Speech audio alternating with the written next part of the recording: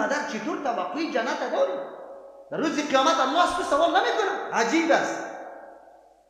ما تالی را از یهود پرسان شدن، گفت بهترین قوم یا طایفه شما کدام هستند؟ گفت یاران موسی علیه السلام، کسی که با موسی علیه السلام همراه بودن. از نصارا پرسان شدن، میگه بزرگترین طایفه کی بودن در بین شما؟ خوبترین طایفه. گفت حواریون عیسی علیه السلام. ولی زمانی که از امت پیغمبر سوال میشه، یکی نعوذ بالله بدترین امت کیست؟ یا براتون میگه صحابه پیغمبر صلی الله علیه و سلم. نعوذ بالله. ببینید اینطور طایفه قابل خیشیسته؟ قابل نشست و برخاست از خطش؟ قطعا نیست. اگر تو دین داشته باشی. دین از طریق کی برای ما آمده؟ میا بخیر. قل من کان عدوا لجبریل. در اون جمعه دسیسه یهود برای ما شما قرآن بیان میکنه که دین از اصل از بین میبره. ولی ما کجا هستیم؟ امروز امو گپا وجود داره. شما ببینید امی برادرای ما در عاشورای خود یک رخت ببینید که یا الله نوشته باشه، یا ابوالفضل، یا حسین، یا علی، یا فاطمه زهرا. امی گپ یا نیست؟ چرا آواز داده میشه؟ برای چی داده میشه؟ مقصدش چیست؟ قطع یا محمد دوستا قطع ما مناظره میکرد. من گفتم چرا میگی یا محمد؟ اگر تو میگی که محمد یا محمد بگویم، او صدای مرا میشنوه، او مرا میبینه، حالات مرا چیستا مشاهده میکنه. خود تو الله جور کردیشه. نعوذ بالله. اوی شرک صریح است. گفت نه من از برای محبت میگم. من خیلی خوب محبت به پیغمبر داری، از خود یا محمد میگی؟ تو خب بیادبی پیغمبر کرده راستی. با پدرت نامش میگی؟ پدرت که صدا میکنی؟ عبدالله نامی پدرت است، تو را به الله قسم به پدرت عبدالله گفته صدا میکنی؟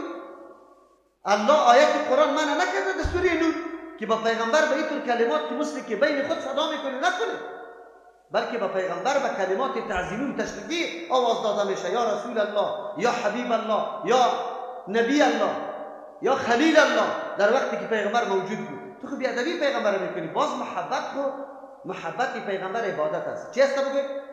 محبت پیغمبر عبادت است. کسی که با پیغمبر محبت نداشته باشه کافر مطلق.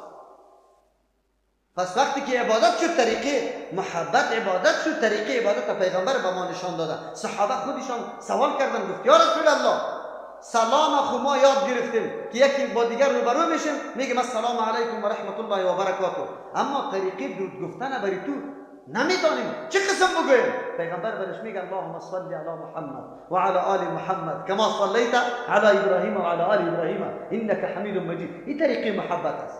محبت با پیغمبر به پیروی سنتش میشه. تو دنبال سنتش بگرد، سنت پیغمبر برات معلوم شد سرش عمل بکن، از هیچ کس نترس. مرا مردم ملامت میکنن شاگردای طرف الیدین نداده یک جا جنجال برپا کردن، باید که سنت مرده پیغمبر را زنده کنن. تو هم بدانی که یک سنت پیغمبر است. تو لیره نمیدانستی، شکری الله را بکش که از طریق همی شاگردی من تو سنت پیغمبر شناختی. تو لیره نمیشناختی، تو لیره نمیشناختی، شکری از این را بکش که تو سنت پیغمبر آشنا شدی. که سنت یک عملی پیغمبر علیه السلام است. چرا اینطور میکنی؟ ایاک نستعین است. خاص از تو امداد طلب میکنی. کل بندگی امی دو نقطه داره. از او خاطر ابن قیم رحمت الله علیه میگه هر دو جمله فقط و فقط راز و سر کل قرآن کریم است. راز و سر سوره فاتحه است. بس چرا الله بندگان خود برای عبادت پیدا کرده؟ برای عبادت که پیدا کرد بندگی به دو چیز میشه، یکی عبادت به الله، یکی طلب کمک از الله. تو محتاج هستی. از اول از صفر که تو شروع میکنی تا که در قبر مانده میشی محتاج. حوایجت از کی طلب بکن؟ از الله تبارک و تعالی. و ایاک نستعین. خاص از تو امداد طلب میکنی. شما بگید یک حال ملت ما چی میکنه؟ از الله امداد طلب میکنه. ما دل نسوزانیم این مردم. نماز میخونه، روزه میگیره، حج میکنه، زکات میده، لیکن نعوذ بالله به عقیده شرک وفات میکنه. بیا دیگه دل بسوزانیم، همین مردم و ملت بیچاره را بفهمانیم که دین کدام چیز است. اهدینا الصراط المستقیم. کمتر میگیریم گپا را. یا الله برای ما راه درست مستقیم هدایت بکن. انسان بسیار حاجتای خیلی زیاد داره، خیلی زیاد. ما به طعام، به تنفس، به نوشیدن، به همه گپا ضرورت داریم. قدم که میگذاریم بجز از احتیاجی دیگه کار از ما نیست. همیشه ضرورت داریم، اما در بین ضرورت‌های انسانی کدام چیز خیلی مهم است که سرنوشت انسان هم در دنیا درست شود و هم در آخرت درست شود؟ کدام چیز است؟ پیدا کردن راهی که مستقیم. امتهای خیلی گوناگون بسیار تلاش و کوشش کردند. رهبان نصارا در غارها پناه بردن، خود از تمام نعمتها و لذتها محروم کردن به خاطر از اینکه راه مستقیم پیدا بکنن. یهود هم بسیار علمای بزرگ داشت، تلاش میکردن که راه مستقیم پیدا بکنن. بت پرستان پشت راه مستقیم نگرده، آتش پرستان پشت راه مستقیم نگرده، هندوان پشت راه مستقیم نگرده.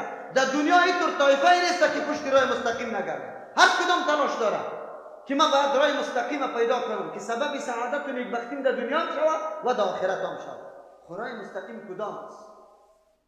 راه مستقیم توسط مفکوره خود انسان جور میشه، یعنی که او راه که الله تبارک و تعالی که عالم به غیب است، عالم به اسرار است، عالم به مصلحت هاست، عالم به نتیجه است، عالم به اسباب است، کل گپا را او میداند یا او تعیین کرده باشد. کدام راه است؟ راهی را که الله تبارک و تعالی تعیین کرده. ما همیشه دعوا داریم دین اسلام دین واقعی است، حقیقت است، یک دین است که یقینا هیچ پرسش تو لا ینحل باقی نمیمانه، حتما جواب داده میشه. چرا؟ دلیل چیست؟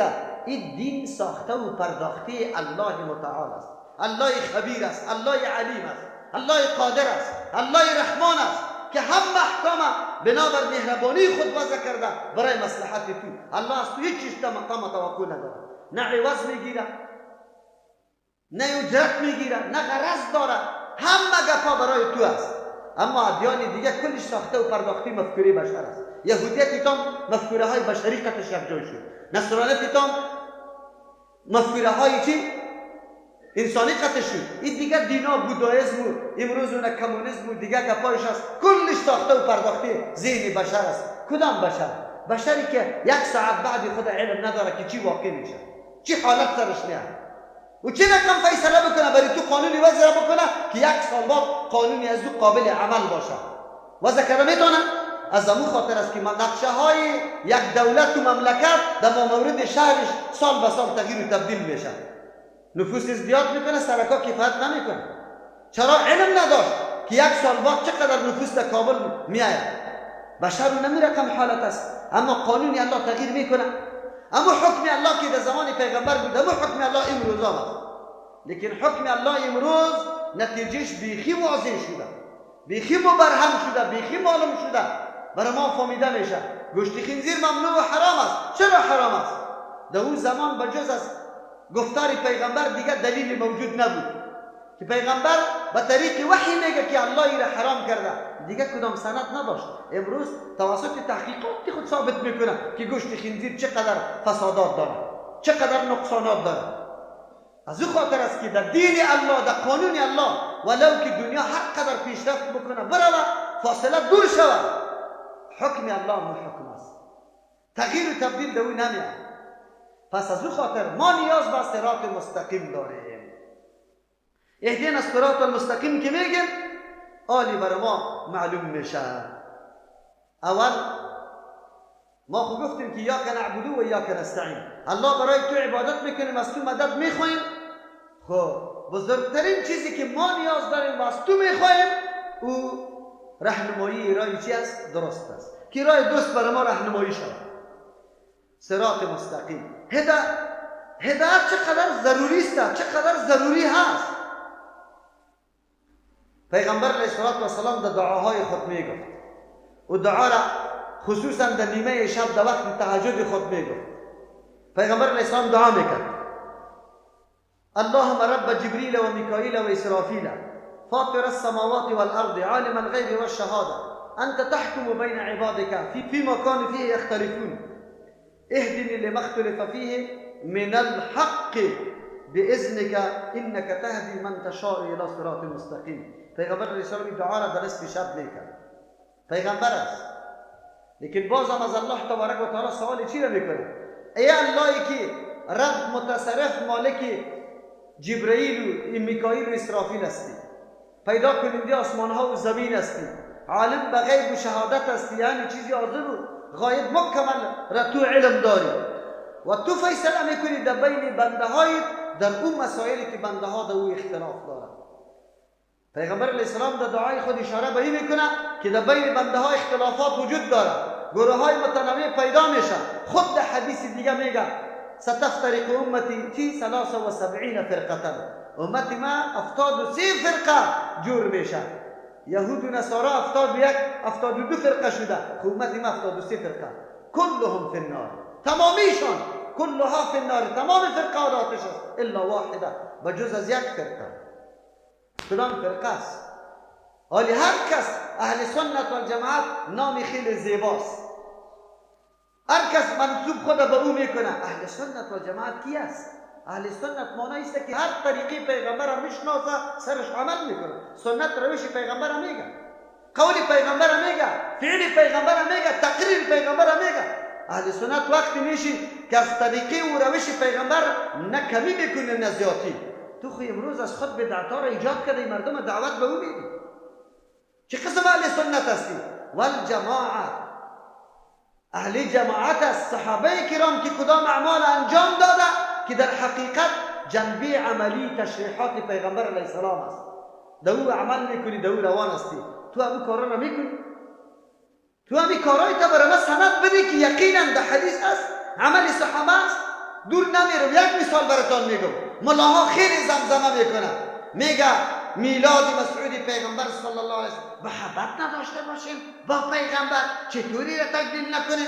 بیار یک سند برام بیار. تو برش خود میگی لیکن تو بدعت تقدیم میکنی. آیا پیغمبر نمیفهمید؟ آیا صحابه نمیفهمیدن؟ آیا صحابه با پیغمبر محبت نداشتن؟ آیا طریقه تجریه زیر نمیدانستن؟ تو چرا ایجاد کرده؟ تو ملا میری سیرت پیغمبر بیان میشه دهی، به خاطر میلاد بیان میکنی سیرت پیغمبر. سیرت پیغمبر عبارت از این نیست که سال تولد و وفات یاد داشته باشی. سیرت پیغمبر کل قرآن است، این ده یک شو بیان میشه. چرا تصورات دین شما تبدیل میکنه، تغییر میده؟ تصورات دین چرا تغییر میده؟ سیرت پیغمبر کل قرآن است. به مردم مسلمان بفهمان که سیرت پیغمبر قرآن است. به مردم فریب نده که سیرت پیغمبر فهمیدن روز تولد و روز وفات و جنگایش است، خیر و خلاص. این سیرت پیغمبر نیست. امروز تحریف در دین، در مفهومات دین میشه. علمای ما میگه تو چرا مردم دعوت میده؟ بله کاری خوب است. چطور کاری خوب باشه که پیغمبر نکرده؟ چطور کاری خوب باشه که صحابه نکرده، تابعین نکرده، تبع تابعین نکرده؟ اختراع یک پاچای چیست جاهل او کاری خوب جور بشه؟ عجیب نیست؟ اینجاست که ما میفهمیم که اهمیت صراط مستقیم چطور است. پیغمبر از همون خاطر میگه که الله تو در بین بندگان خود فیصله میکنی، اهدنی لما اختلف فیه من الحق. در کدام موضوع حقی که مردم اختلاف کرده مرا هدایت کو به سوی حق باذنک، به فرمان و امر تو، انک تهدی من تشاء الی صراط مستقیم. تو هدایت کرده میتونی کسی را که بخوای برای مستقیم. یقینا که الله نخواه کسی دیگر صراط مستقیم پیدا کردن نمیتونه. چرا هدایت ضروری است؟ چرا هدایت ضروری است؟ انسان در بین کشمکش ها قرار دارد، خصوصا زمان عصر ما که دنیای کفر در یک سنگر قطعا مبارزه نداره. نه سنگر نظامی را مانده، نه فرهنگی را مانده، نه اقتصادی را مانده، نه سیاسی را مانده، نه اجتماعی را مانده، نه حتی معاملات، در بخش معاملات هم نمانده. از هر سنگر قطع اسلام مبارزه داره آمده. این کشمکش ها وجود داره. تو به چی نیاز داری؟ تو نیاز داری که هدایت یافته باشی. شبهه و سوالات و انتقادات و اعتراضات دشمن سری تو کارگر نشود، جواب در مقابلش داشته باشی. از او خاطر هدایت ضرور است. اگر نباشه شیطان یک طرف کش میکنه، این شیطان جنی، انسی دیگه طرف، و این طاغوتای بزرگ دیگه طرف، هر طرف تو را کش کرده رایسته، رایت خطا میکنه. از خاطر تو نیاز به صراط مستقیم داری. صراط مستقیم از خیلی امر ضروری است. معلوم شد در بین ضرورت‌های انسانی صراط مستقیم اهمترین ضرورت است. اهمترین ضرورت است. اهدنا الصراط المستقیم، راهنمایی که برای ما راه مستقیمه. هدایت میگه به سه معنا در قرآن کریم استعمال میشه. یکی که متعدی به دو مفعول باشه بدون واسطه حرف جر، مثل که در اینجا است. سه مرتبه داره هدایت. برای کسی راه نشان دادن. خدا کنه که آدم در راه روان میشه یا نمیشه، در مقصد خود میرسه یا نمیرسه، این یک مرتبه هدایت است. این مرتبه هدایت صفت پیغمبر قرآن اردوی شده میتونه. دوم مرتبه هدایت است که تو یک کسی راه نشان بدی، بعد از دو راه روان شود، خواهی در مقصد برسه یا نرسه. این هم صفت پیغمبر قرآن واقع میشه. لیکن سوم مرتبه هدایت است که یک کسی راه نشان بدی، در راه روان شود، در مقصد برسه. این مخصوصی کیست؟ الله متعال است. در کدام جای قرآن کریم که توسط حرف لام یا اله کلمه هدایت به مفعول دوم متعدی نشده باشه، مستقل متعدی شده باشه، در اونجا هدایت به معنای سوم است، یعنی در مقصد رساندن. ما و شما تعبیر به توفیق میدیم. اهدنا الصراط المستقیم، الله توفیق راه درست برای ما بده. این توفیق دادن کاری کیست؟ یک الله است، کسی دیگری نمیتونه. باز هدایت 7 قسم است، 7 مرتبه داره. اول مرتبه هدایت است که الله هر مخلوقی خدا که پیدا میکنه در وجود از او یک راهنمایی را میگذاره. انسان، و من گفتم طفل الله هدایت میکنه، سینه مادر خدا میچوشه، چوچه مرغاوی آب بازی را دستی یاد داره، پرنده آشیانه میکنه که چگکش اونجا میباشه، در سر درخت است، خدا نمیکنه که از امون آشیانگه که خود ملاق بده زیر بیفته، نمیکنه. الله برش هدایت کرده اونم اونجا. این را هدایت فطری میگه. این هم کاری کیست؟ الله متعال. دوم مرتبه هدایت دادن جوهر عقل است. در انسان الله تبارک و تعالی عقل داده، به عقل معلوم میکنه که کدام چیز مفید و کدام چیز مضر است. اینی هدایت هم کی میکنه؟ الله متعال. سوم مرتبه در اینجا دادن حواس است. کدام حواسی که در وجود انسان است؟ حواس ظاهری و باطنی. الله تبارک و تعالی برای تو میده برای ازی که تو فرق بکنی، آن چیزی که مصالحت است جلب بکنی، آن چیزی که ضرر داره او را از خود دور بکنی. همین حواس الله برات نصیب کرده. با چشم تو چی کار میکنی؟ با دست چی کار میکنی؟ الله این هدایت کرده به اعضایت و اعضایت همین وظیفه را انجام میده. چهارم قسم هدایت نسب دلایل خارجی است. در بیرون الله دلایل گذاشته که تو راه هدایت بشناسی. ما میبینیم یک درخت در زمستان میبینیم خشک است، هیچ چیزی هم نیست، نه نمو میکنه نه برگ داره، اما بهار میشه، بارانا میشه، گرمی میشه، میبینیم برگ میکشه، میوه میکشه، گل میکنه. این هدایت الله تبارک و تعالی است. و تو باید از این دلیل بگیری که یک ذات مقتدری هست که این درخت به اینمی شکل دینمی سرحد میرسونه. پنجم مرتبه هدایت روان کردن پیغمبران و کتاب است. الله روان کرده برای تو که تو را بفهمانه که انسان تو کدام مخلوق هستی، در این دنیا برای چی آمده، کدام طرف سفر داری. پیغمبر آمد امی اعلان برای تو کرده، در کتابای خود الله برای تو بیان کرده. ششم مرتبه هدایت ثابت ماندن سری از این راه است که امیر راه را تو محکم بگیری، منحرف نشوی. هفتم مرتبه هدایت داخل شدن در جنت است. هر مرتبه مخصوصی کی بود؟ الله. که الله نخواهد تو نمیتونی. چرا تو مخلوقی الله تبارک و تعالی هستی. این را هدایت میگه. آلی ما ببینیم که ابن قیم رحمت الله علیه میگه که هدایت در حقیقت 4 مرحله داره. یکی عام است که هدایت فطری برش میگه، او شامل غیر انسان ها است. دوم به معنای دلالت که مستلزم اهتدا نیست، محض تو را راهنمایی میکنه، خود تو میروی یا نمیروی، که صفت قرآن و پیغمبرم واقع میشه. در سوم مرتبه به معنای توفیق است که خاص برای الله تبارک و تعالی است و او مستلزم راه یافتن است. چهارم به سوی جنت یا به سوی دوزخ روان کردن. این فرق در اصطلاح است، در حقیقت اونمو مراتب کلش در این شامل است. آلی هدایت کدام؟ ما چه قسم راه هدایت؟ راه مستقیمه که الله برای ما راهنمایی میکنه. راه مستقیم کدام است؟ صراط المستقیم. و در مقابل هدایت دلالت قرار داره. هدایت 4 مرحله داره. اول مرحله نوبت است، دوم مرحله وصل است، سوم مرحله ثبات است یعنی استقامت است و چهارم مرحله است که تو در نتیجه میرسی. در مقابلش دلالت هم اینمی قسم 4 مرتبه داره. اول انسان نوبت پیدا میکنه، یعنی در قلب خود احتیاجی احساس میکنی که من ضرورت برای روان شدن راه حق دارم. بعد از او باز تو وصل میکنی خدا، بعد از او استقامت اختیار میکنی، بعد از او در نتیجه تو نائل میشی، در مقصد خود میرسی. امی 4 درجه هدایت ما شما در سوره کهف آیت 13 و 14 پیدا میکنیم. پیدا کردیم انشاءالله. اعوذ بالله من الشیطان الرجیم. بسم الله الرحمن الرحیم. الله تبارک و تعالی داستان اصحاب کهف بر ما میکنه. یادتان باشه جوانا در طول تاریخ خیلی زیاد تیر شده. از زمان آدم علیه السلام تا امروز آنقدر جوانا تیر شده که یک شمار کرده نمیتونیم. اما الله داستان اصحاب کهف چرا خاص میکنه؟ چرا از این جوانا تمجید میکنه؟ چرا این جوانا را داستانشان تا روز قیامت به طور یادگار در قرآن کریم الله ذکر میکنه؟ خبر داری؟ یا مردمانی بودن که ابتکار میکردن، دنبال روی مردم نبود، عقیده و عمل تقلیدی نداشت، مفکوره‌ای داشت. درس بگیری از این داستان. درس گرفته میتونی یا نه؟ انسان دنبال رو نمی باشد. الله برای از او عقل داده، الله برای از او مفکوره قوی داده.